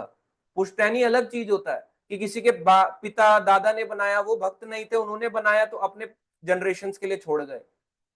और ज्यादातर हम लोग उल्टा देखते हैं, भगवान का मंदिर छोटा, वृंदावन में जाओ, भगवान के मंदिर डिस्ट्रॉय हो रहे हैं, खराब हो रखे हैं। डिस्ट्रॉय का मतलब समझते हो, खराब हालत में है। और जो लोग अपने आप को गोस्वामी कहते हैं, वो मर्सिडीज में घूम रहे हैं। जो लोग अपने आप को कहते हैं, है ना, बड़े बड़े स्वामी बता रहे हैं, भगवान के मंदिर उनकी व्यवस्था खराब हो रखी है, अपने घर की व्यवस्था सुंदर करे जा रहे हैं। क्या है ये सब? कथाएं चल रही हैं। और वहां की क्या, दिल्ली में देख लो कितने कथावाचक हैं। अरे किसी भी संस्था के ले लो, मैं ये नहीं कह रहा हमारी संस्था, हमारी बाहर किसी की भी ले लो, सारे लोग जो है केवल पैसों पैसा पैसा पैसा पैसे के पीछे भागते रहते हैं। घर बार की परवाही तो कर रहे हैं वो अपने, किस बात के? तो ये शुद्ध भक्ति की कैटेगरी में नहीं आते। व्यास कथा करने से, यानी व्यास कथा वाचक होने से कोई शुद्ध नहीं हो जाता। सुनने वाला भी शुद्ध हो सकता है, और बोलने वाला भी झूठा हो सकता है। शिष्य साफ सुथरा हो सकता है, शिष्य जैसे बलि महाराज की तरह, और उनके गुरु शुक्राचार्य जैसे भी हो सकते हैं। ज्ञान होते हुए भी गलत रास्ते पे मार्ग भी दिखा सकते हैं। गलत कोई भी हो सकता है, आप ध्यान रखो इस चीज को। शुद्ध भक्त इतनी आसानी से नहीं हम स्टेटमेंट दे देते हैं शुद्ध भक्त, शुद्ध भक्त नहीं है वो, आई एम सॉरी। मैं तो साफ बोलता हूं, कोई भी हो, तो शुद्ध भक्त इन सब चीजों की परवाह नहीं करता और भक्ति में दृढ़ रहता है। अब हम लास्ट आज के नंबर श्लोक पे चलेंगे, 20 नंबर श्लोक पे। ये तु धर्म अमृतम इदम यथा उक्तम पर्युपासते श्रद्धाना मत परमा भक्ता ते अतीव में प्रिया। जो इस भक्ति के अमर पथ का अनुसरण करते हैं, अमर यानी कि इसका कभी विनाश नहीं होता, अमर यानी हमेशा से पथ था, और मुझे ही अपना चरम लक्ष्य बनाकर, यानी फाइनल डेस्टिनेशन, चरम ultimate goal of life Krishna बनाकर, श्रद्धा सहित पूर्ण रूपेण संलग्न रहते हैं, वे भक्त मुझे अत्यधिक प्रिय हैं। अत्यधिक, मोस्ट डियर मोस्ट है मेरा। श्रद्धा सहित पूर्ण रूपेण पूरी तरह से मेरी भक्ति में लगे रहते हैं, वो मुझे अत्यंत प्रिय हैं। जो इस अमर पथ का अनुसरण करते हैं। अमर पथ कौन सा? जो ये गुरु परंपरा चली आ रही है, महान आचार्यों की परंपरा चली आ रही है, इस पथ का जो फॉलो करेगा और मुझे ही अपना चरम लक्ष्य बनाएगा। इसलिए आपको समझ में आया क्यों हम आचार्यों के बारे में पढ़ते हैं? क्योंकि उनकी उनकी जब बारे में पढ़ते हैं बड़े बड़े के बाद, तो हमारे जीवन में वैराग आता है। ऐसा नहीं कि हम उनको कॉपी पेस्ट कर लेंगे, मगर अमर पथ को पकड़ोगे कैसे? जब ऐसे लोगों के, ऐसे भक्तों के बारे में सुनोगे, जो कि सतयुग से लेके और अभी तक कलयुग तक जितने भी भक्त आए हैं, उनके बारे में पढ़ने से इस अमर पथ पे व्यक्ति चलता है, यानी भक्ति मार्ग पे चलता है। और चलने के बाद भगवान को अपना लक्ष्य बनाता है, पूरी तरह से भक्ति करता है। भगवान वो कह रहे हैं ऐसा भक्त मुझे अत्यंत प्रिय है। तो भगवान ने अपने 13 नंबर श्लोक से 20 नंबर श्लोक, 8 श्लोकों में बताया एक शुद्ध भक्त के लक्षणों के बारे में, कि कैसा भक्त उनको सबसे प्रिय रहता है। ये था आज का भगवत गीता का अध्याय नंबर 12। तो एक आज हमने कंप्लीट कर लिया है। अब हम लेंगे आज से रिलेटेड कुछ क्वेश्चंस को। तो आप अपना हैंड रेस कर सकते हैं। हरे कृष्णा।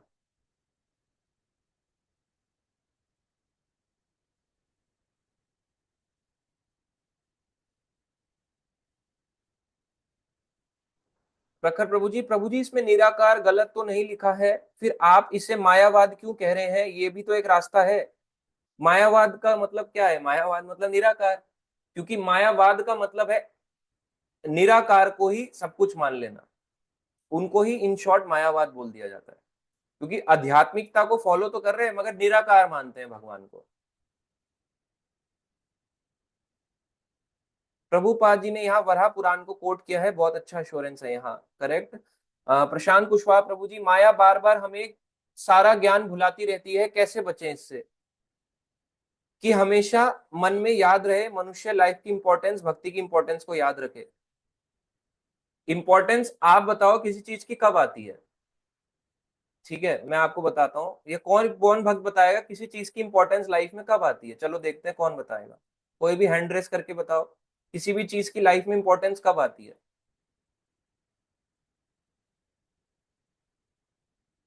ठीक है, हनुमान प्रजापति प्रभु जी। हरे कृष्ण प्रभु जी। जब प्रभु जी, जब हम लोग उसके बारे में पढ़ेंगे और उसकी वैल्यू जानेंगे, तभी ना उसकी इम्पोर्टेंस पता चलेगी। अगर हम लोग उसके बारे में पढ़ेंगे नहीं और उसका जो रिजल्ट है वो नहीं जानेंगे, उसकी वैल्यू नहीं जानेंगे, तो उसकी इम्पोर्टेंस पता कैसे चलेगी फिर? यही प्रभु जी बस कैसे। हाँ, करेक्ट है। तो इम्पोर्टेंस तभी जागती है जब ज्यादा से ज्यादा उसके बारे में सुनते हैं। इम्पोर्टेंस कभी भी नहीं कोई देना चाहता। एक व्यक्ति की सामने इम्पोर्टेंस तभी आती है जब उसके बारे में ज्यादा ज्यादा सुनते रहो, जानते रहो, मिलते रहो। मिल लेंगे कैसे भगवान से? भगवान के मंदिर जाके मिल लो, अपने घर के भगवान से मिल लो, वो भी मिलना ही हुआ। और इम्पोर्टेंस जागती है उनके बारे में ज्यादा से ज्यादा जान जान के, जान जान के। आपके पास ग्रंथ है, ग्रंथ पढ़ो, ग्रंथ से आप जानो उनके बारे में। अगर आप भगवान से बात करना चाहते हो तो उनका सबसे बड़ा शास्त्र सहारा उनके ग्रंथ ही है। जिस तरह से हम उनसे बात कर सकते हैं, तो उनकी इंपॉर्टेंस लाइफ में बननी स्टार्ट होती है। और फिर माया भुलाएगी भी, तो आपको याद रहेगा कि ये पर्सन मेरी लाइफ के लिए इंपॉर्टेंट है। और जब भी, और एक और चीज से इंपॉर्टेंस जागती है, जिसके भी घर में डेथ हो ना, उसके घर में जरूर जाओ। तो आपको भगवान की भक्ति की इंपॉर्टेंस बहुत पता चलेगी। लोगों के कष्ट में जरूर जाओ, हॉस्पिटलों की लाइन में लगो थोड़ा सा, हॉस्पिटल जाओ थोड़ा सा, तो आपको पता चलेगा कि कितनी इंपॉर्टेंस है भगवान की। उस समय सबको नानी याद आ जाती है, उस समय सबको भगवान याद आ जाते हैं। तो इसलिए हमें जाना चाहिए लोगों के दुख में। जो बिल्कुल नहीं जाता ना, उसको इंपॉर्टेंस नहीं पता चलेगी। इसलिए दूसरों के दुखों में जाके इंपॉर्टेंस जागती है। जाना चाहिए, बिल्कुल जाना चाहिए। ठीक है, 4 नियम भक्तों ने बताए। गीतांजलि माता जी, प्रशांत कुशवाहा प्रभु जी, अलका माता जी। प्रभु जी मैं शॉप पर हूँ इसलिए वीडियो ऑन नहीं कर सकती, कोई बात नहीं माता जी। प्रखर प्रभु जी कह रहे हैं प्रभु जी, प्रभुपाद ने, शीला प्रभुपाद ने 4 रूल्स का मेंशन नहीं किया। विधि विधान तो वही आ गए ना, विधि विधान तो बहुत सारे हैं, तो हम उसको शॉर्ट में बता रहे हैं बस।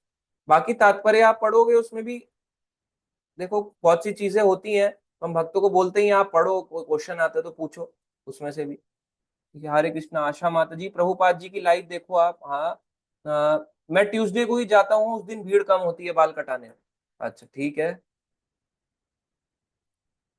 भक्त सोचता है कि वो एनिमी भी तो भगवान का अंश है। हाँ करेक्ट। ज्योति का शमाती, शुद्ध भक्त किसी को आसानी से नहीं मिलते। हाँ जी माता जी, thank you Anjal Prabhu ji, thank you. Jyoti का शमाती, थैंक यू प्रभु जी, आपने पूरा चैप्टर पढ़ा दिया, थैंक यू माता जी। 12.19 के परपट में प्रभुपाद जी लिख रहे हैं, one who is not a devotee has no good qualification. हो सकता है एथिस्ट के पास भी क्वालिफिकेशन हो, फिर इसका क्या मतलब? उसके पास देखो, गुड क्वालिफिकेशन का मतलब है कि, देखो मैं, इंग्लिश वाला आपने लिखा ना, मुझे आप एक बार हिंदी में बताओ ये कौन सी लाइन में है।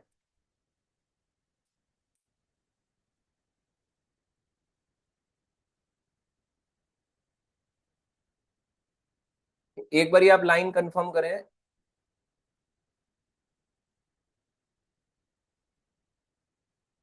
One who is not a devotee has no good qualification. हाँ प्रभु जी। हरे कृष्ण प्रभु जी। प्रभु जी यहाँ पे लास्ट लास्ट फिफ्थ लाइन में है प्रभु जी, लास्ट के फिफ्थ लाइन में है। हाँ, one who is not a devotee, अच्छा, लास्ट के सद्गुणों फिफ्थ। के बिना कोई शुद्ध भक्त नहीं बन सकता। नहीं प्रभु जी, यहाँ पे एक श्लोक है ना, हरव अभक्तस्य 19 वाले में। जो भक्त नहीं है उसमें हाँ सद्गुण नहीं हो सकता। हाँ प्रभु जी, यही शायद पूछ रहे हैं। देखो, हरव अभक्तस्य, हाँ। हाँ मैं पढ़ाता हूँ, ठीक है, पहले स्क्रीन शेयर ही करते हैं। तो आपने मेरे को बता दिया, थैंक यू। तो अब मैं आपको दिखाता हूँ यहाँ पे, पहले हम पढ़ेंगे, देखो क्या लिखा है। भले ही भक्त भक्त के लक्षणों से की कुछ पुनरावृत्ति हुई हो, लेकिन यह इस बात पर बल देने के लिए है कि भक्त को ये सारे गुण अर्जित करने चाहिए। तो गुण उसको अर्जित करने पड़ेंगे, अपने आप नहीं आएंगे। सद्गुणों के बिना कोई शुद्ध भक्त नहीं बन सकता। अच्छे सद्गुण यानी अच्छे गुण, सिंपल शब्दों में, उसके बिना कोई अच्छा भक्त नहीं बन सकता, अगर हमारे में ये अच्छी क्वालिटीज जो यहाँ पे भगवान बता रहे हैं वो नहीं होंगे तो। जो भक्त नहीं है उसमें सद्गुण नहीं होता। अब ये दोबारा वो भी है ना, जो भक्त कहलाना चाहता है उसे सद्गुणों का विकास करना चाहिए। इसका मतलब है अच्छे गुण से भक्त बनता है, और जब भक्त बन जाता है तो उसमें अच्छे गुण होने ही चाहिए, नहीं तो भक्त नहीं कहलाएगा। इसका ये मतलब है। ठीक है प्रखर प्रभु जी। अनिला माता जी कह रही है इंपॉर्टेंस तब मिलती है जब हम उसको खो देते हैं। करेक्ट, उसकी इंपॉर्टेंस तब ज्यादा पता चलती है। प्रखर प्रभु जी बहुत अच्छी क्लास थी, थैंक यू प्रखर प्रभु जी। प्रीति शर्मा आदि, thank you Prabhu ji for wonderful class, thank you Preeti माता जी। ज्योति पांडे माता जी, very interesting and wonderful session, thank you माता जी।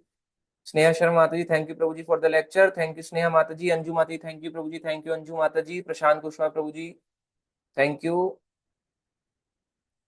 आनंदा माता जी, हरे कृष्णा प्रभु जी, thank you Prabhu ji for wonderful class. आपने बहुत अच्छा बताया कि हमें भक्ति को कभी कॉम्प्रोमाइज नहीं करना चाहिए। अच्छा लगता है कि हर वीकेंड पे हमें गाइडेंस मिलती है कि हमें हमेशा भक्ति करनी चाहिए। थैंक यू माता जी, आप ऐसे ही लगे रहो। अभिमन्यु प्रभु जी, आज की क्लास बहुत अच्छी रही प्रभु जी, थैंक यू प्रभु जी। लास्ट पैराग्राफ में है आपका, हो गया प्रभु जी क्लियर। कोमल माता जी, thank you Prabhu ji for wonderful class, thank you माता जी।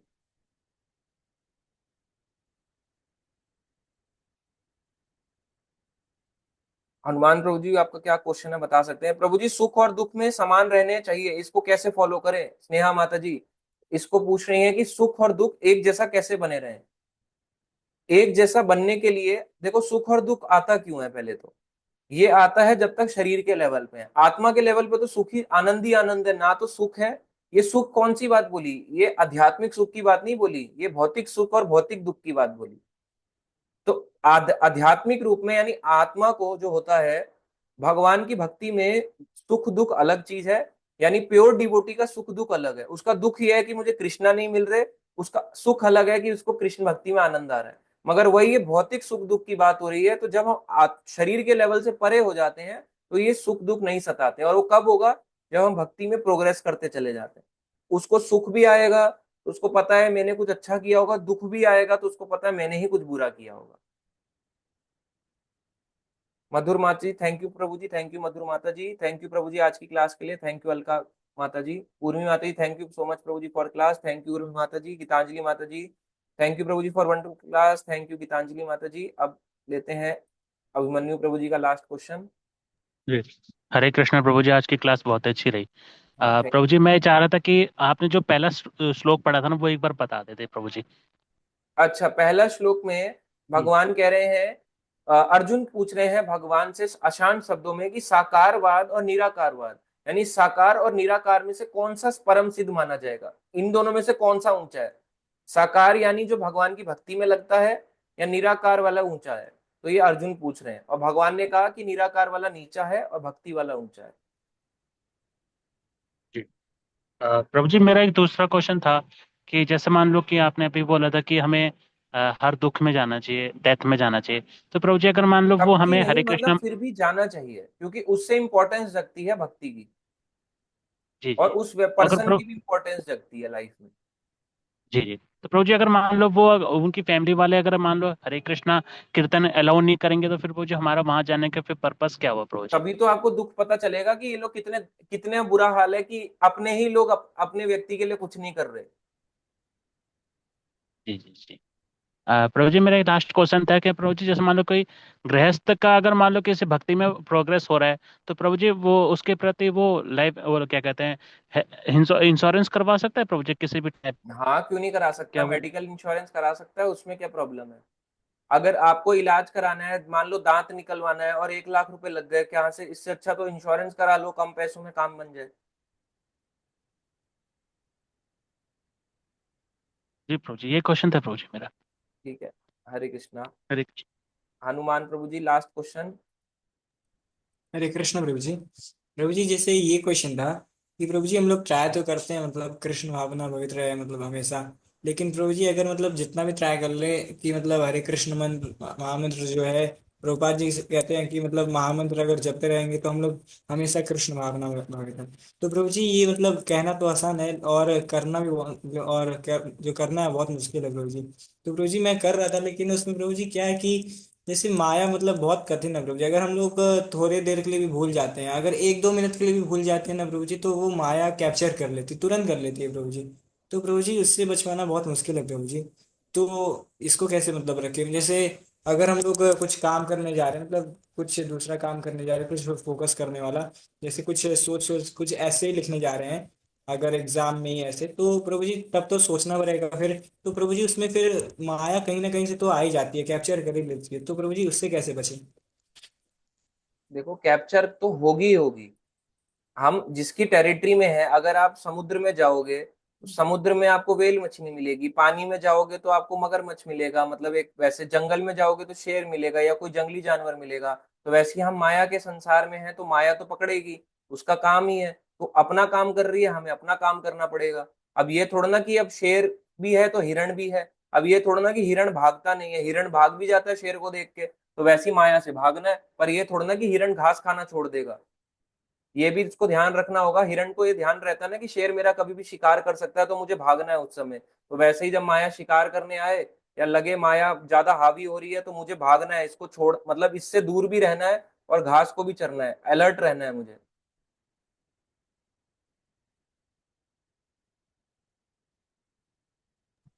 तो प्रभु जी उसका आखिरी में क्या होगा, मतलब उस आदमी का, उस व्यक्ति का जो मतलब ऐसे कोशिश कर रहा है लेकिन कभी कभी फेल हो जा रहा है, तो मतलब क्या आखिरी में वो हो सकता है उसका देखो, कुछ? फेलियर से ही तो इंसान अच्छा बनता है। अगर सारे लोग पहले ही फर्स्ट आ जाएं तो कभी एक्सपीरियंस ही नहीं दे पाएगा। जो जितना लाइफ में फेल हुआ है, वो वही अच्छा एग्जाम्पल क्रिएट कर पाया दूसरों के लिए। ठीक है प्रभु जी, बस यही क्वेश्चन था प्रभु जी। थैंक यू प्रभु जी, बहुत क्लास भी बहुत अच्छी थी प्रभु जी। हरे आपने कृष्णा। एक एक चीज बहुत अच्छे से बताया था यहाँ पे। जो ये 12.13 से 12.20 में है, तो भगवान कहते हैं ये पे यहाँ पे जो बताते हैं, सदगुरु बताते हैं भक्त की। तो ये प्रभु जी बहुत अच्छा लगा प्रभु जी। ठीक है प्रभु जी, हरे कृष्ण। हरे कृष्णा प्रभु जी। रूपिणी सत्यावती माता जी। हम्म, हरे कृष्ण प्रभु जी। हरे कृष्णा माता जी। हाँ प्रभु जी, वो मैंने अभी साकार और निराकार के बारे में जब सुना, तो मेरे हाँ मन में ये क्वेश्चन कि भागवतम में ये डिस्क्राइब किया है ना, वो जो भगवान का जो विश्व रूप है ना, वो आध्यात्मिक लोक में नहीं है। वो हाँ हाँ। सिर्फ निराकार लोग हैं, उनके लिए वो भगवान ने वो दिया दिखाया। ये सच है? नहीं, मतलब ये करेक्ट है? हाँ, करेक्ट है वो तो। हाँ, तो फिर अगर हम जब पढ़ते हैं ये भागवतम में, वो डिस्क्राइब करता है तो इतने अच्छे से उनके बॉडी पार्ट्स को, तो हमको अच्छा लगता है। तो हम भक्त उस पर क्या हम ज्यादा कंसंट्रेट नहीं करना चाहिए, उसको इतना ध्यान नहीं देना चाहिए क्या, वो विश्व रूप को? उस पे हम ध्यान ही नहीं लगा सकते। विश्व रूप जो भगवान का विराट रूप है उस पे कैसे ध्यान लगाएंगे? हजारों मुंह नहीं हैं, मतलब हजारों हाथ बहुत हैं। अच्छा लगता है। अच्छा लगता है पढ़ते समय, वो ऐसा है भगवान का पढ़ी, हाँ लेकिन वो वैसे सच पढ़ में सकते हैं, पढ़ सकते हैं कि है तो भगवान की क्वालिटी। हाँ मगर ध्यान नहीं लगा सकते उस पे, क्योंकि इतने सारे मुंह हैं, इतने सारे फेसेस हैं। अब हम बोलते हैं ना ये तो दो मुंह वाला है, इसके रंग हाँ। बदलते रहते हैं। अब इतने रंग अगर भगवान के बदलेंगे तो हम भगवान को समझ कैसे पाएंगे? हम्म। और उसमें आध्यात्मिक लोक में जो भगवान है, रियल भगवान, उनके रूप के बारे में भी डिस्क्राइब है क्या प्रभु जी भागवतम में? आध्यात्मिक लोक में जो भगवान है, हम्म। हाँ उनके बारे में तो है डिस्क्राइब। आध्यात्मिक लोक में जो भगवान है वही हाँ लीलाएं जो उनके। भगवान की वहां होती है वो यहाँ भी होती है। जो भगवान के उस धाम में होती है, जो रास लीलाएं वगैरह है वो यहाँ पे भी है तो सही। 10th कैंटो में कृष्ण की हाँ असुर प्रभु जी, मारने हाँ वाली लीला तो है, मगर बाकी भी लीलाएं हैं। मतलब वो हाँ हाँ लीलाएं वहां भी चल रही है, यहाँ भी चल रही हैं। हाँ हाँ प्रभु जी। ओके ओके प्रभु जी। ठीक है, हरे कृष्ण माता जी। थैंक यू प्रभु कृष्ण। ठीक है, अभी हम एंड करते हैं, और किसी का क्वेश्चन हो वो पर्सनल पूछ सकते हैं। ठीक है अभिमन्यु प्रभु जी और बाकी भक्त, अभी हम एंड करते हैं। हरे कृष्णा कृष्णा हरे कृष्णा कृष्णा हरे हरे, कृष्णा हरे हरे हरे हरे हरे राम राम राम राम हरे राम राम हरे राम हरे। राम हरे हरे। श्रीमद् भगवत राम गीता की राम हरे जय। जय जय कृष्णा जय अर्जुन की जय। जय जय सभी भक्तवृंद की जय। श्रील जय प्रभुपाद की जय। निताई गौर जय प्रेम। जय। हरि हरि बोल। हरि हरि। हरि हरि हरि बोल बोलो। हरि बोल हरि बोल। जय।